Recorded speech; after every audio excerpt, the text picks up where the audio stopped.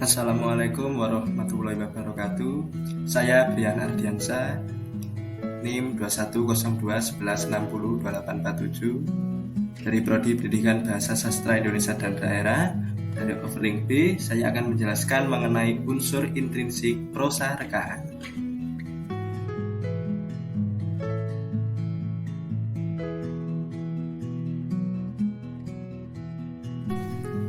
Pada umumnya, para ahli membagi unsur intrinsik prosa rekaan terdiri atas tokoh, watak, penokohan, latar cerita, sudut pandang, gaya bahasa, alur, tema, amanat, dan yang terakhir adalah gaya penceritaan.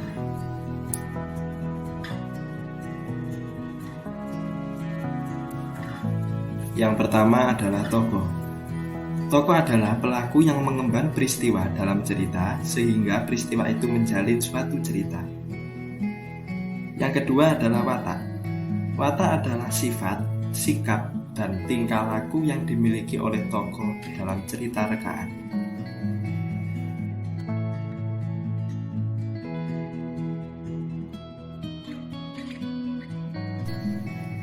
Ketiga, penokohan. Penokohan adalah cara sastrawan dalam menampilkan tokoh yang ada di dalam cerita.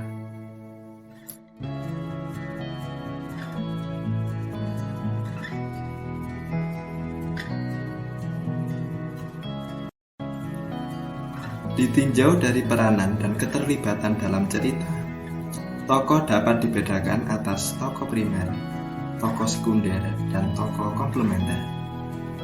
Dilihat dari perkembangan kepribadian tokoh dapat dibedakan atas tokoh dinamis dan tokoh statis. Tokoh dinamis adalah tokoh yang kepribadiannya selalu berkembang, sedangkan tokoh statis adalah tokoh yang mempunyai kepribadian tetap. Dilihat dari masalah yang dihadapi oleh tokoh, maka dapat dibedakan atas tokoh yang mempunyai karakter sederhana dan kompleks. Tokoh yang mempunyai karakter sederhana adalah tokoh yang hanya mempunyai karakter seragam atau tunggal. Sedangkan tokoh yang mempunyai karakter yang kompleks adalah tokoh yang mempunyai kepribadian yang kompleks. Dilihat dari watak yang dimiliki oleh tokoh, dapat dibedakan atas tokoh protagonis dan tokoh antagonis. Tokoh protagonis adalah tokoh yang wataknya disukai pembacanya. Sedangkan tokoh antagonis adalah tokoh yang wataknya dibenci oleh pembacanya.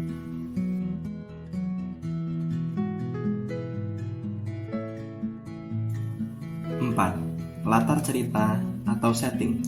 Pada umumnya, latar cerita terdiri atas latar tempat, latar waktu, dan latar suasana. 5. Titik pandang atau sudut pandang. Titik pandang adalah tempat sastrawan memandang ceritanya.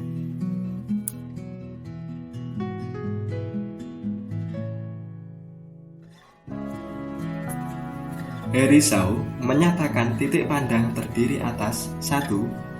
Sudut pandang fisik, yaitu posisi dalam waktu dan ruang yang digunakan pengarang dalam pendekatan materi cerita.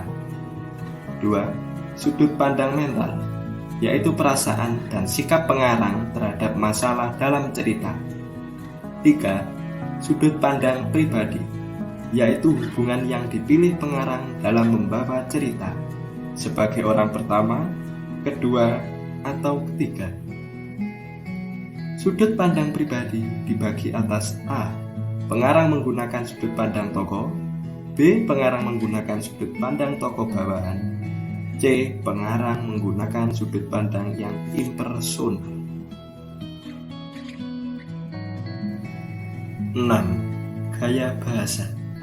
Gaya bahasa adalah cara seorang pengarang menyampaikan gagasannya dengan menggunakan media bahasa yang indah dan harmonis, serta mampu menuansakan makna dan suasana yang dapat menyentuh daya intelektual dan emosi para pembaca.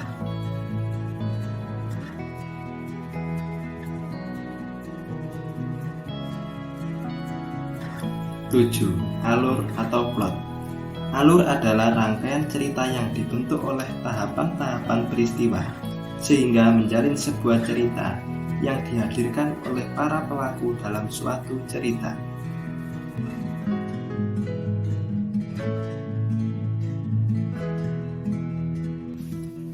Ada berbagai pendapat tentang tahapan-tahapan peristiwa dalam suatu cerita. Aminuddin membedakan tahapan-tahapan peristiwa atas pengenalan, konflik, komplikasi, klimaks, peleraian, dan penyelesaian. Pengenalan adalah tahap peristiwa dalam suatu cerita rekaan atau drama yang memperkenalkan tokoh-tokoh atau latar cerita.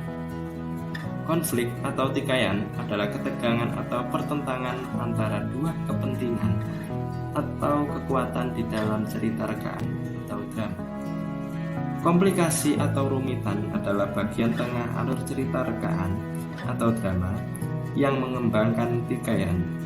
Klimaks adalah bagian alur cerita rekaan atau drama yang melukiskan puncak ketegangan. Peleraian adalah bagian struktur alur sesudah tercapai klimaks. Pada tahap ini, peristiwa-peristiwa yang terjadi menunjukkan perkembangan lakuan ke arah selesaian. Selesaian adalah tahap akhir suatu cerita rekaan atau drama.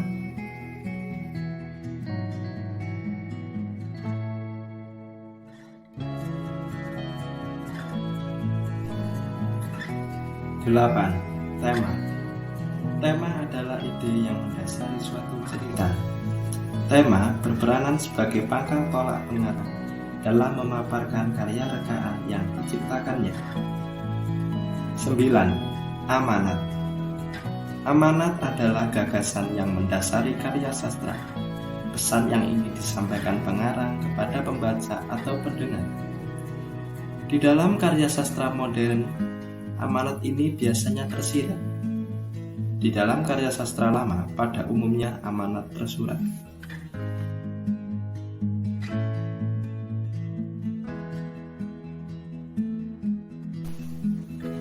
10. Gaya penceritaan. Gaya penceritaan mencakup teknik penulisan dan teknik penceritaan.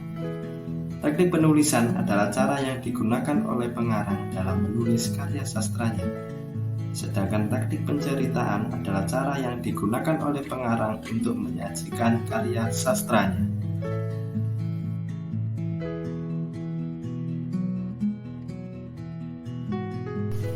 Oke, sekian penjelasan dari saya. Apabila ada kesalahan, mohon dimaafkan.